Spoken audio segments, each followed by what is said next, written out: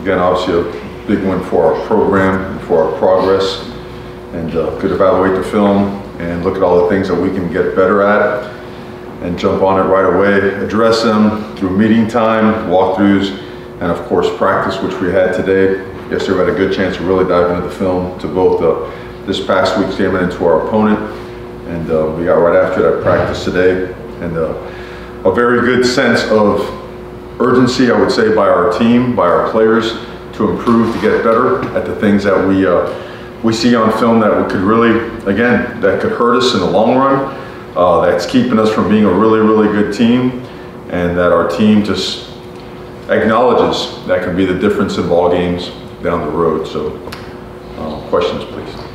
What do we know now about the players who left injured, from Cam to the 3 defensive linemen and Martin Fletcher? They're all progressing well. You know, they'll all be evaluated daily and assessed by our medical staff, team doctors and whatnot, but they're all progressing really well, and we'll know a little bit more later in the week. The idea of handling success, how do you deliver that message to the team, just making sure obviously guys don't get comfortable after one? Bluntly, right to it. You know, it's I mean, let's call it what it is. The same praise that they're getting now is coming from the same, you know, sources that were throwing dirt on them before. So, I mean, praise and criticism, I mean, they're just, those things aren't there at 4:30 in the morning when you're up and you're working and whatnot, and they should never be part of the process when things get better or things don't go as planned. So we've made a very conscious decision to just be internally motivated and to get up and have an appetite to just get better, right? To be the best that we can be at what we do. And that's everybody. So, and that's easier said than done. That requires everyone pushing each other, having high standards, being very accountable in all phases. And, you know, it starts with the coaching staff, right? You know, players, and I'll always remember as a player feeling the mood, the vibe of the staff, right? So the urgency, the approach by the coaching staff will always help set the tone. But that leadership group, it keeps growing. They're very real in their intentions. They're very intentional in their processes, and they're fun. They're fun to be around. It's awesome to watch. It's awesome to watch them develop and grow, and the impact they're having on the team. When you say it keeps growing, the leadership council, is it in numbers or what their impact? What do you? Well, I think an impact. I think numbers are coming. You know, I think that's every week we discuss the possibilities of additions and subtractions. I mean, you got to call it what it is, right? Got to keep it real for it to be of any value. But it's you know, it's almost like any technique, any fundamental, any play that you want to be good at. You have to work at it. Leadership is something that I guess not many people just come out of the womb ready to jump on stage and deliver a, you know, tremendous game-changing speech. You have to work at it, you have to groom it, and you have to provide opportunities to make sure that guys have a chance to develop that, and they're doing a really good job with that. So I would say in terms of that, that's how we see it growing and developing. Mario, on camp specifically, I know you said this morning you wasn't diagnosed with anything serious, which I'm very glad to hear, but could you be a little more specific on what, if they found anything, you know, a stinger or what was going on? No, sir, we will never be specific on injuries. You know, we think it's important to keep confidentiality and privacy of our medical situations to our football team. Coach, it's such a short week. What are you focusing on with the team, knowing that the game's on Thursday? Are you more, like, how do you fix some of the issues that you had from Saturday to be able to put that on the field for Thursday against an opponent like within? Sure, well, we go right at it. I mean, today we were practicing, we practice hard. I mean, heck, the NFL has a Sunday to Thursday turnaround, right? We get an extra day, so that's one way to look at it. I think it's all about, we made a decision that as the season goes on, we're just going to keep getting better and better and better, which means that we're going to have to push.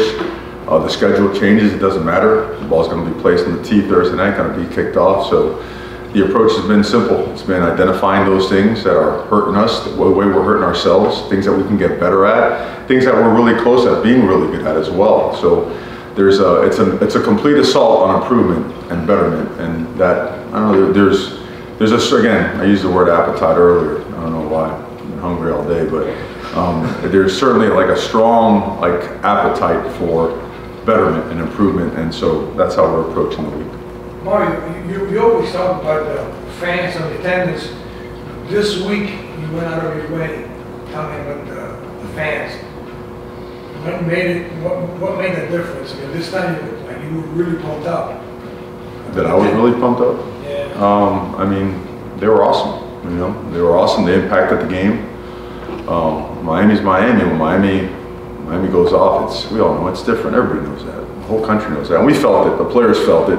And and we need that. And we want that, right? There's always a big part about being a Miami Hurricane. When the city comes, the community comes and brings it like they do. It does. It affects the opponent, you know, and it brings a juice and a vibe that's, again, it's hard to match. Mario, what are the challenges of playing such a physical game against A&M on Saturday and then coming into a short week this week? The challenges? Yeah. That it's a short week and you're constricted time-wise. You know, you want to make sure that, I mean, you set standards for a reason, and you hold yourself to those standards, whether you have a short amount of time, whether you have injuries, whatever it may be. We have a chance to play again, you know, 4 days, 5 days later in front of our fans over at Hard Rock. I mean, it's nothing but positives, you know. And are some guys banged up? Maybe, we don't know yet. It's early, but are guys going to have to step in and play at a high level? Absolutely, right? And I think the best opportunity about this week is that guys are continuing to earn or not earn opportunities to play. Right? Everybody wants to play. We're playing a lot of guys. We're playing a lot of guys. Not only freshmen, at all levels. And, you know, playing time around here is going to be earned. You got to be trusted. You can't negotiate yourself into playing more. You can't have people try to call for you and try to rationalize why you should play more. We don't do that. Playing time is earned and it's respected.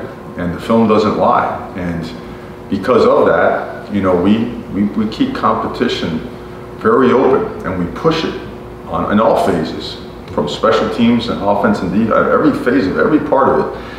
And what's happening, you'll see the guys that really want to play develop more and push harder. Maybe some guys that weren't sure of what they need to do to play. It's made crystal clear for them that they got to earn it. That it's not going to be just handed over, you know. And that, I think, is going to help our team continually get better. Is there anything you do? Is there anything you do differently in terms of like recovery time and changing practice schedules or anything to kind of prepare for a short week like this? We do. You know, we have our sports science people. They're awesome. You know, they got all those computers. You see all these wires sticking out of our guys, right? And all that. You know, and it's really good stuff. It's awesome. I mean, you know, I forget what level of military use it's at, but it's high. It's awesome stuff. And we use it. You know, and we also use our eyes because that's important too. And you use common logic. Yeah, you go hard, but you're going to be smart too, right? We just had a very, very physical game, and we intend on having another really physical game on Thursday. So between now and then, you can't do the same amount of stuff, but you could do and use the same processes and make it so that the load is equal to what it would be if we would play on a Thursday each week. Coach, we saw some social media of you dancing in the locker room. Is there a competition between you and Coach Al, just being able to show that kind of different side of you with your team in the locker room and some of the players even showing how excited they were after that big win? Can you explain a little bit? Yeah, I'm not very good at it. And I mean, back then, like the Cabbage Patch was a cool thing. And now, like, they look at me like I'm an alien or whatnot, like their dance moves are better. So, no, I was really happy for them, and I'll tell you why, is these guys have been through a lot, they've done a lot. And Saturday validated a lot. It validated a lot of hard work, investment, time, some really challenging, regimented, demanding practices and workouts and sessions and an off season that, look, if you got to trust it and let it play out in the result, or it makes you buckle and you don't believe in it and maybe you don't play as well. So when they have the result like that, albeit, you know, some of the mistakes that we had, it validates a lot. I was really happy to see our team, our players, have success and the way they support each other. One of the best things I saw on Saturday was offensive players encouraging defensive players and the vice versa. And special teams being encouraged after our miscues early on. And I just saw a team that was happy for its brothers, its guys happy for their teammates making plays. and wanting to do more. And it shows on the film. You see a guy catch a ball over here, and 50 guys going crazy on this side. You see a great block and a great tackle over here in the sideline going bananas. So that's infectious, contagious, and it's powerful. So that's why I was happy. But no, I don't. Thanks. Coach Guidry has brought an aggressive attacking style to the defense. I'm curious on your thoughts on if you feel like that helps, that style eliminates some hesitancy or overthinking on that side of the ball, just allows guys to play fast. Yeah, he's a real one. He's watching the coach. I know well, you guys aren't out there for the practices, but yeah, that guy from front to the back, every position, every detail, the eye discipline that comes with it. He has a knack for seeing the game and the game is slow for him. Like he dissects it really, really well. He understands players inside and out. He understands the importance of this, and because he's real, he connects very well. And his energy he's got some juice now. I knew it. I had to go against him a couple times way back, and I always thought he was the best one. Always did. And so we're very fortunate to have him. His impact has been massive. Coach, just how much, ammo does this win give you guys from a recruiting standpoint, just being able to go out there and just kind of got it done on the field, won a big game? Right. What does that do just for your ability to go out there and get teams? Well, I think it's like it's kind of like for the players, the validation of the hard work.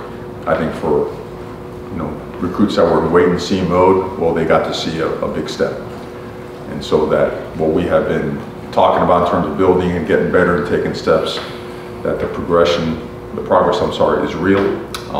And yeah, we expect to keep getting better and better, and we expect the momentum of recruiting to keep growing and growing. Coach, can you explain the decision to bring in Jamil Burroughs, the plan from this year and your hope for him in the future? D lineman, had some good film. I know enough of the backstory and the people and the place and whatnot to feel comfortable to present an opportunity and take it from there. So. Mario, you were talking about Matt Guidry.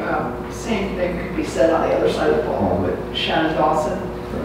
What has he brought to this team? The offense is just come alive. The same, and we invaded Louisiana to extract a couple of guys that have. Again, it starts because they're difference makers as people. All right, those guys are really humble, like elite human beings. So naturally, if you are that and you have such a high level knowledge, acumen, that's a powerful combination. So our players trust them. They really, really, really like them. They love playing in the schemes. They connect with them. A connected team is a stronger team, and it's growing. They've only been here 9-10 months. So again, it's a great start. But there's a lot of growth to be done and to be made. But those two guys, along with their staffs, they got really, really good staff members, really good analysts, guys that really understand football, that understand people, and working those processes to keep these guys like on schedule, so they can game plan, so they can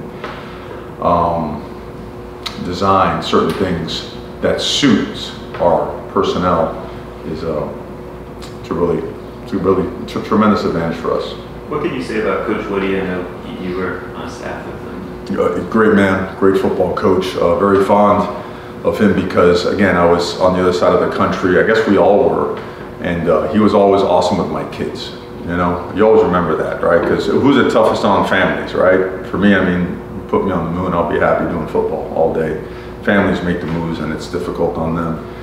And Coach was always he was awesome with my kids and with the players on the team. So tons of respect for him, the job he's doing. He's got a good football team, very athletic, very fast, and looking forward to a great opportunity on Thursday. A couple more questions. Mario, would you like to get a lot of, I heard what you just said about players to, earn playing time, but this game, I don't know how to ask this in particular, would you like to get as many guys in as you can? I would never answer a question like that. I think that's disrespectful to football and to other teams. We're looking forward to a great opportunity on Thursday. Can you talk a little bit about Bethune-Cookman? what you're seeing? Well, just like from we that said, team? we think that they're faster, and their quarterback's completion percentage, he's throwing passes and completing them at a high clip. We see speed, disruptiveness up front on the defensive line. They jump into the odd front, 4 down. They bring pressure, they bring it from all sorts of places. They bring it from, the edges internally. They're really athletic on the edges, and they force a lot of bad plays. And one was a tip ball for a touchdown that was returned by the same player that tipped it. The other one should have been a touchdown as well, was called back. They're thick in the interior. Their linebackers run really well. Impressive about their secondary. They play man, and they play man very effectively. And then on offense, just really fast. Just a lot of guys that run well, so they stretch it horizontally, they stretch it vertically. Again, we talked about the quarterback. They have actually 2 dangerous returners in the kicking game. So, today was a great day of preparation because, we got into film yesterday and took a pretty good dive into them. Today we took a deeper dive into the scheme, and, our guys realized, hey, we have to be at our best every time we set foot on the field because every team has really good players, and we're looking forward to playing against these guys. Last question. Mark, obviously Tyler had a fantastic game on Saturday. Going back and watching film, is there anything that maybe stood out that wasn't obvious on Saturday? Man, he was just so decisive. I mean, that ball was out. The field, he just read it so quickly, and his throws were as accurate as you can have them be. He negotiated. You saw the throws that he had to negotiate and get out in a manner where the ball wouldn't get batted. He avoided negative plays as well. Gave the guys a chance to make a play, even when there wasn't much pressure. Credit to the guys up front. But when there was, he got it out and got it out to the right person in the right spot. Put us in the right runs as well when he had an opportunity to do so. Even though we had a pass called, I mean, he did a phenomenal job. He deserves those honors that he got this week. And again, we do feel he's just scratching the surface. He was comfortable, he was excited, and a confident, urgent, on point, just energetic Tyler Van Dyke is, he's one of a kind. So we're super happy for him and for the team's success. Mario, how much emphasis Last are you question, putting? Coach. How much emphasis are you putting this week on special teams? I know there was. Yeah, we were bad. We were really bad, and we have to take that right between the eyes as coaches, because getting up front and having a microphone and saying, well, it was it shouldn't have happened. Yeah, it shouldn't have happened, but we got to coach it better. We got to execute it better. I mean, that first block was, that's about as bad as it gets from an execution standpoint, and on stuff that we got to teach routine better. If routine got us beat, well, then it's on us. We got to teach it better and coach it better. Muffin, that particular punt is inexcusable. So we got to teach it better, rep it better, coach it better. But also, if we would have blocked it better up front and held up the coverage team, we might get that ball back. So again, I don't know if it was nervous energy that got us early. I put it all on me. I just need to do a better job to get us on point in that particular phase, because we have been good on special teams. We have been really, really good, and we didn't do it in a couple different areas on Saturday. So we got to fix it. Great.